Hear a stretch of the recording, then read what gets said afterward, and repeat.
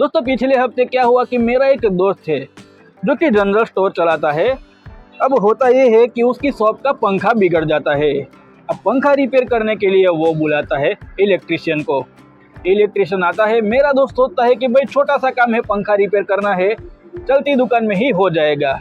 अब इलेक्ट्रिशियन पंखा रिपेयर कर रहा था, ऐसे में अचानक से एक कस्टमर आता है। अब कस्टमर वहाँ पर काउंटर के पास खड़ा ही था कि अचानक से इलेक्ट्रिशियन के हाथ में से स्क्रू ड्राइवर छूट जाता है और वो गिरता है सीधा कस्टमर के सर के ऊपर और कस्टमर के सर से खून निकलने लगता है। अब ये सब होने के बाद कस्टमर मेरे दोस्त से कहता है कि मैं आपकी शॉप में आया और मेरे सर पर चोट लगी, तो इसकी जो मेडिकल का खर्चा होगा, दवाई का खर्चा होगा, वो भी आपको देना पड़ेगा। अब उधर इलेक्ट्रिशियन ने भी हाथ खड़े कर दिए और आखिर में मेरे दोस्त जो कि शॉप का ऑनर है उसको खर्चा देना पड़ा।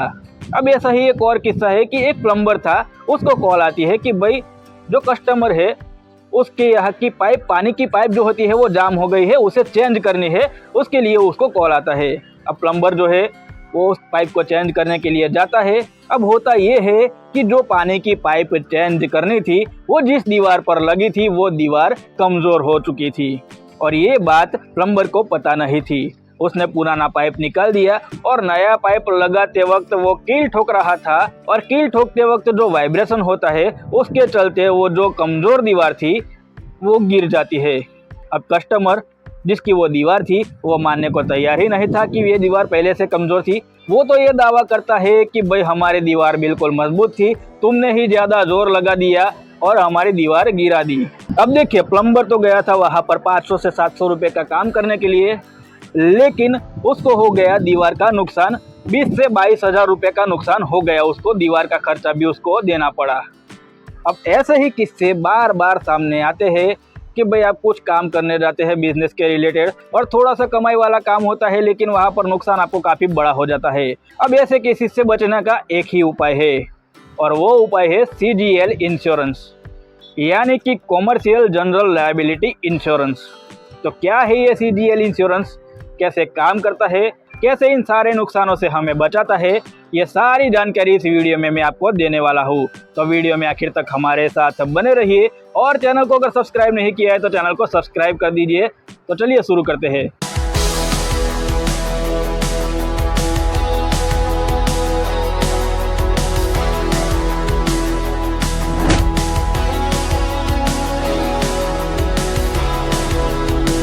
दोस्तों चाहे आप कोई शॉप चलाते हो या फिर आप कोई मैन्युफैक्चरिंग से रिलेटेड बिजनेस करते हो या फिर आप कोई मेंटेनेंस से जुड़ा हुआ बिजनेस करते हो, चाहे कोई भी बिजनेस करते हो, ऐसे किस्से आपके साथ बनने का भी चांस बना रहता है।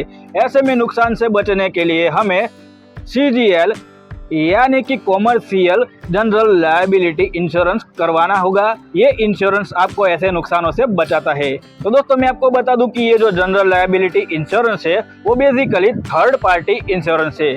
मान लो कि आपके बिजनेस के चलते जाने अनजाने में किसी का नुकसान होता है, तो उस थर्ड पार्टी का जो नुकसान हुआ है वो आपको नहीं भरना है, वो इंश्योरेंस कंपनी भरेगी अगर आपने जनरल लायबिलिटी इंश्योरेंस करवाया होगा। तो दोस्तों अब बात करते हैं कि ये जो जनरल लायबिलिटी इंश्योरेंस है वो कौन कौन से डैमेज को कवर करता है। तो सबसे पहला जो डैमेज वो कवर करता है वो है बॉडीली इंजरी। अब बॉडीली इंजरी किसे कहते हैं मैं बताऊं कि अगर आपके बिजनेस के चलते किसी थर्ड पार्टी पर्सन को अगर कोई चोट पहुंचे या फिर वो बीमार हो जाए, कुल मिलाकर उसकी बॉडी को नुकसान हो, तो उसे कहते हैं बॉडीली इंजरी। जैसा मैंने पहले एग्जांपल में समझाया है कि मेरे दोस्त के दुकान में कस्टमर आया, उसके सर पर स्क्रू ड्राइवर गिरा और उससे उसको चोट आई, तो इसे कहते हैं बॉडीली इंजरी। इसके चलते जो नुकसान होता है और कस्टमर जो क्लेम करता है, थर्ड पार्टी जो क्लेम करता है, वो इस इंश्योरेंस में कवर हो जाता है। दूसरी जो चीज़ इसमें कवर होती है वो है प्रॉपर्टी डैमेज। मतलब कि आपके बिजनेस के चलते किसी की थर्ड पार्टी की प्रॉपर्टी का कोई नुकसान होता है तो वो भी इसमें कवर हो जाता है। जैसा मैंने पहले कहा, जो प्लम्बर वाला एग्जांपल दिया कि वो जो दीवार थी वो टूट कर गिर गई, उसका नुकसान हुआ।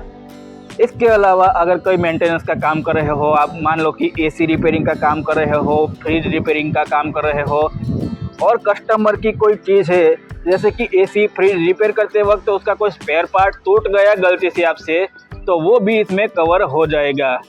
इसके अलावा तीसरी चीज़ जो है इसमें कवर होने वाली वो है एडवर्टाइजमेंट इंजरी। अब एडवर्टाइजमेंट इंजरी किसे कहते हैं, मैं सबसे पहले समझा दूं कि मान लीजिए कि आपने कोई एडवर्टाइजमेंट बनाया या फिर कोई प्रचार के लिए कोई काम किया या फिर कुछ भी प्रोडक्ट आपने लॉन्च किया और उससे किसी की भावनाएं आहत होती है या फिर कॉपीराइट का कोई उल्लंघन होता है, तो वो आप पर मानहानि का दावा ठोक सकता है या फिर कॉपीराइट क्लेम भी कर सकता है, तो ये भी इसमें कवर हो जाता है। ऐसे में जो मानहानि का दावा ठोका गया है या फिर कॉपीराइट क्लेम किया गया है उसका भी जो नुकसान होता है वो भी इसमें कवर हो जाता है। तो कुल मिलाकर 3 चीज़ें इसमें कवर होती है, बॉडीली इंजरी, प्रॉपर्टी डैमेज और एडवर्टाइजमेंट इंजरी। बस इसकी शर्त इतनी है कि ये जो नुकसान हुआ है वो आपने जानबूझकर नहीं किया होना चाहिए। अब दोस्तों बात करते हैं कि कौन कौन सी चीज़ें हैं जो इसमें कवर नहीं होती है। तो दोस्तों मैंने पहले ही बोल दिया कि ये जो जनरल लायबिलिटी इंश्योरेंस है वो थर्ड पार्टी इंश्योरेंस है। थर्ड पार्टी का मतलब है कि आपके ऑन डैमेज को वो कवर नहीं करेगा। अगर मान लीजिए कि जो पहले वाला जो मैंने एग्जांपल दिया मेरे दोस्त की दुकान वाला, उसमें कस्टमर के सर पर स्क्रू ड्राइवर गिरता है। अगर मान लो कि ये जो स्क्रू ड्राइवर था वो कस्टमर के सर पर ना गिरकर मेरे दोस्त के सर पर गिरता जो कि शॉप का ऑनर है, तो इस इंश्योरेंस का क्लेम उसे नहीं मिलता क्योंकि वो उसके ऑन डैमेज में गिना जाएगा क्योंकि वो खुद ओनर है और उसको खुद को नुकसान हुआ है। इसके अलावा जो आपके दुकान में या आपके बिजनेस के अंदर काम करने वाले कर्मचारी है उसको कोई नुकसान होता है आपके बिजनेस के चलते, तो वो भी ऑन डैमेज गिना जाएगा। इस इंश्योरेंस में आप क्लेम नहीं कर सकते हो, इसमें कवर नहीं होगा वो। इसके अलावा आपके बिजनेस के चलते आपकी खुद की प्रॉपर्टी का डैमेज होता है तो उसका भी क्लेम इधर नहीं मिलेगा, कवर नहीं होगा। तो दोस्तों कुल मिलाकर बात यह है कि थर्ड पार्टी डैमेज के चलते जो आपके बिजनेस को नुकसान होता है उससे बचने का रास्ता है ये जनरल लायबिलिटी इंश्योरेंस। तो दोस्तों उम्मीद है आज की वीडियो की जानकारी आपको पसंद आई होगी, आपको उपयोगी साबित होगी। इसके रिलेटेड कोई भी सवाल है इस वीडियो के रिलेटेड तो आप मुझे कमेंट में बता सकते हो, कमेंट में पूछ सकते हो। इसके अलावा बिजनेस से रिलेटेड कोई भी क्वेश्चन है, बिजनेस आइडिया से रिलेटेड कोई क्वेश्चन है तो वो भी आप मुझे कमेंट में पूछ सकते हो। तो दोस्तों वीडियो पसंद आई तो वीडियो को लाइक कर दीजिए, चैनल को अगर सब्सक्राइब नहीं किया है तो चैनल को सब्सक्राइब कर लीजिए ताकि आगे भी ऐसी जानकारी से भरे वीडियोस और बिजनेस आइडियाज आपको मिलते रहे। तो मिलते हैं नेक्स्ट वीडियो में कुछ ऐसी ही नई जानकारी के साथ।